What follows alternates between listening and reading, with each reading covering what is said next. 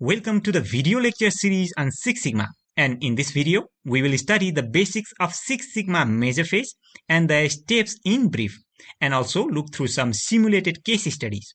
Without much delay, let's start this journey. As always, I'm your instructor Gunjan Subedi, and this is my Lean University, your freedom to professional learning.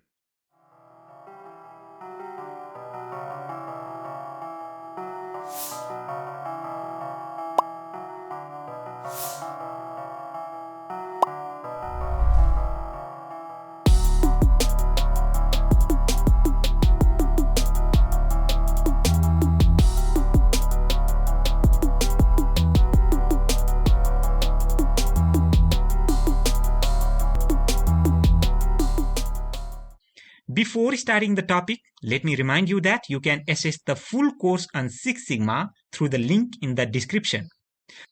Please stay with me till the end of this video for solving the Six Sigma measure phase questions and informations regarding free resources. Now let's learn about the measure phase. Measure phase is the second phase of the Six Sigma and the Lean Six Sigma DMAIC and DMADV cycle. So in both DMAIC and DMADV, we have to go through or we have to follow the measure phase. So why it is actually called the measure phase and what do we measure? We call it measure phase because we measure everything needed for Six Sigma projects in the measure phase. And that everything that I am mentioning here can be anything related to Six Sigma, such as current project performance or the current performance of the company or any project in particular, all the current matrices, current sigma value, and how the process is operating at the present time. So in this phase, we quantify the extent of the present problem. We define what is the problem in the define phase, and then we quantify that problem, or we quantify how much problem is present. We quantify the extent of problem in the measure phase. But before that, let us understand what is measure. Measure is any value which can be quantified or counted. So in the measure phase, you should have something that can be counted. You cannot just record abstract things in the measure phase. And the process is called measurement, the process of counting. So what do we measure? It depends upon the type of organization and the type of project that we are practicing the Six Sigma or the Lean Six Sigma project. If it is an industrial project or if it's the industrial or manufacturing operation, we measure the cycle time, weight, purity, yield, waste, etc.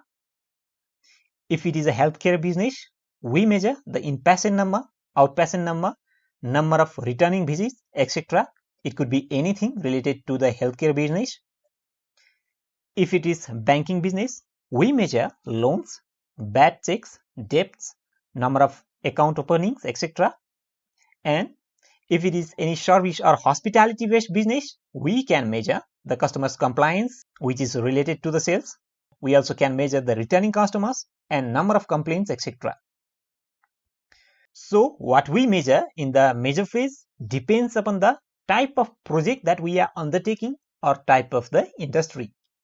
The first phase of the measure phase is developing a suitable data collection and the sampling plan. The tools that we use particularly in this phase is data collection form, sampling form, and the check sheets. So this is the phase where we sample the data. If the data is used in number, of course we have to sample, and we form the data collection plan. That means how we will collect the data.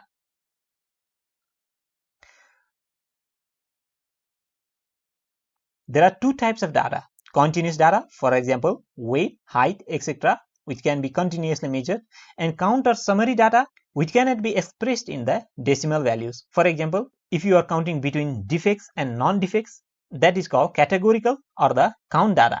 Suppose you are sampling 100 items and you found 4 number of defects, then 4 is the count data. You cannot just say 4.1 defects. And based on the continuous and count data, there are different types of graphs and summary statistics that we can draw, and it depends upon our objective. If we want to show the distribution of the data, we show the histogram. If we want to show the spread of data, we draw the box plot.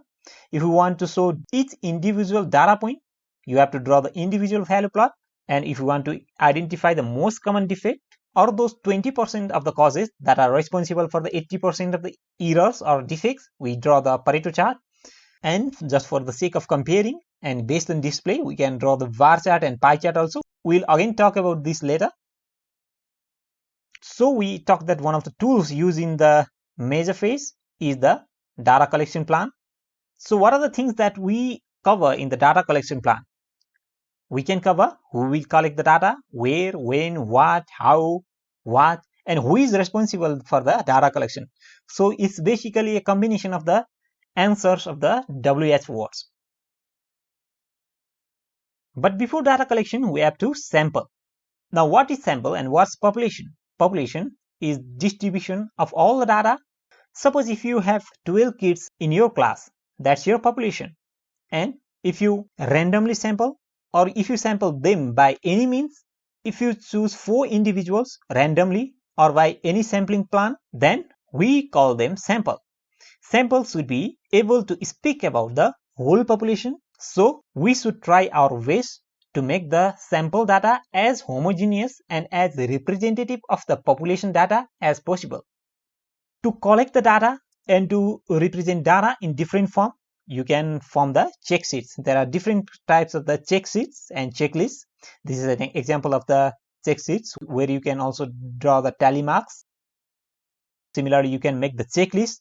You can make it more visually appealing with different kinds of checklists. So it all depends upon you and your project.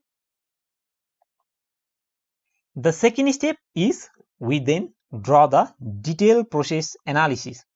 We also studied about the process analysis or understanding the current situation or current flow of the process in the define phase also. In define phase, we use process map in order to define how the current process looks like. In the measure phase, we use the process maps in order to identify how the process is running. So here is an example of the spaghetti diagram.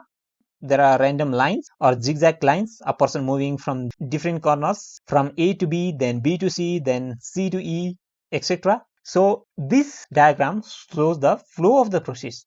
And also we use this kind of spaghetti diagram in the measure phase. Similarly, we can use different forms of value stream mapping in order to show the flow.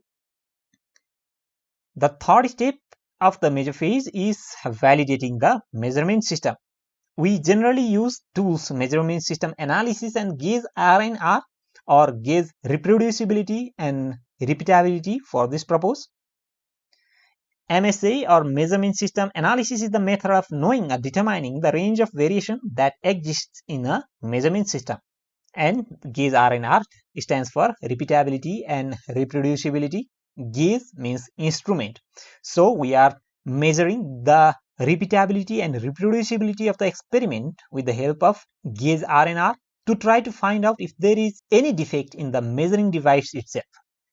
Similarly, we then collect the baseline data and display and organize those collected data so that we can see different patterns or relationship between the data. And the tools we use are, there may be different tools: histogram, box plot, dot plot, Pareto, I-U-P chart. Actually, there are many kinds of control charts. These are just some of the control charts. So we use different kinds of plots after measuring the baseline data, and we represent it in the graphical form based on our objective. If our objective is simply graphing the distribution data, we go over the histogram, box plot, individual plot, Pareto chart, bar chart, etc.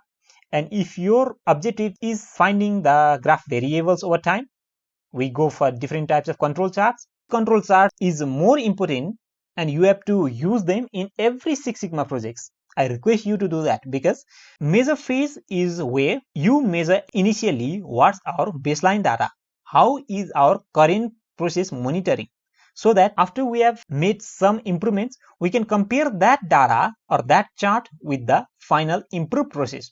So if you have not any baseline data, if you have not any data of the current process, you will not be able to compare or understand or say validate that you have really made an improvement through the Six Sigma projects. So that is why the role of measuring the baseline data comes into play. And similarly, if we want to graph a relationship between different variables, you can draw different sorts of graphs such as scatter plots and main effects plots and interaction plots. We will study about the main effects plots and interaction plots not in the measure phase but in the improve phase, when we are studying about the design of experiments. You have to design the experiment, and this will help you to optimize your process in order to improve the process.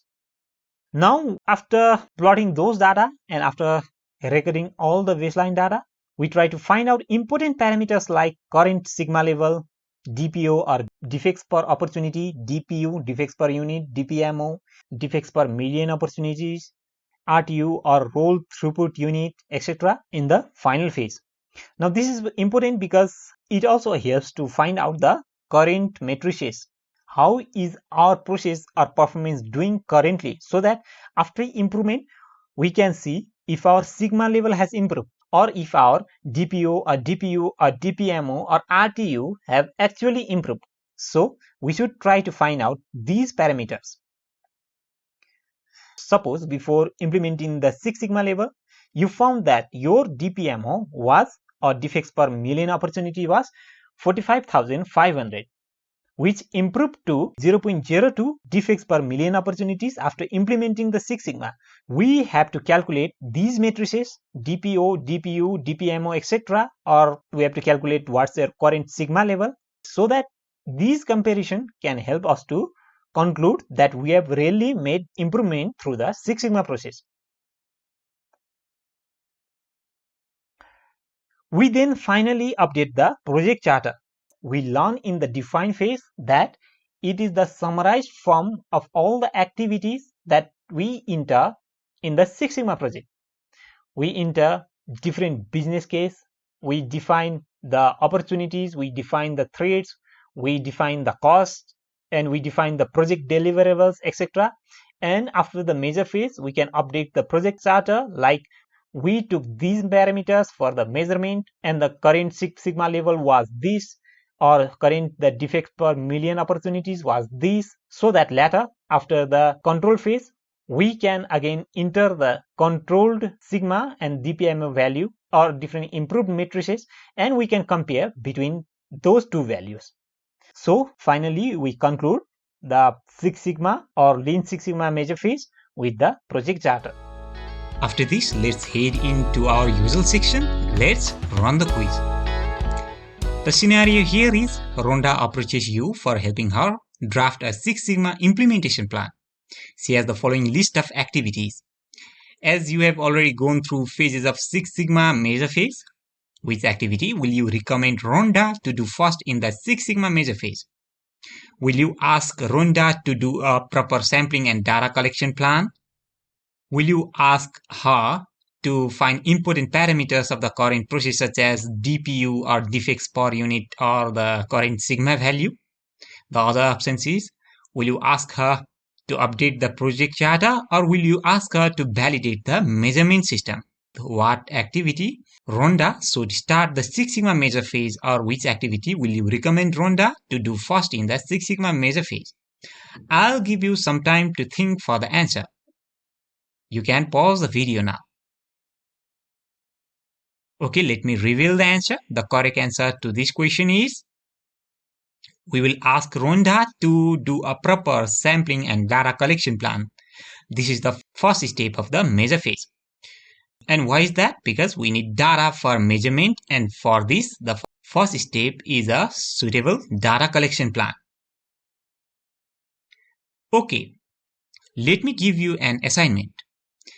I request you to write your answers on the comment, and I'll be checking your answers in the comment section. The scenario here is, Rhonda approaches you for helping her draft a Six Sigma implementation plan. She has the following list of activities. As you have already gone through the phases of Six Sigma, which activity will you recommend her to do last in the Six Sigma measure phase? Ask Rhonda to do a proper sampling and data collection plan. Find important parameters of the current process. The third option is update the project charter, and the last option, validate the measurement system. I'm excited to see your answers. Please do not forget to write your answers in the comment section. For more quizzes and Six Sigma major phase and other case studies, please don't forget to watch the next video on the major phase question and answers and the videos of other Six Sigma phases also. Also, do not forget to go through the Six Sigma resources on the description. Thank you so much. Meet you in the next video.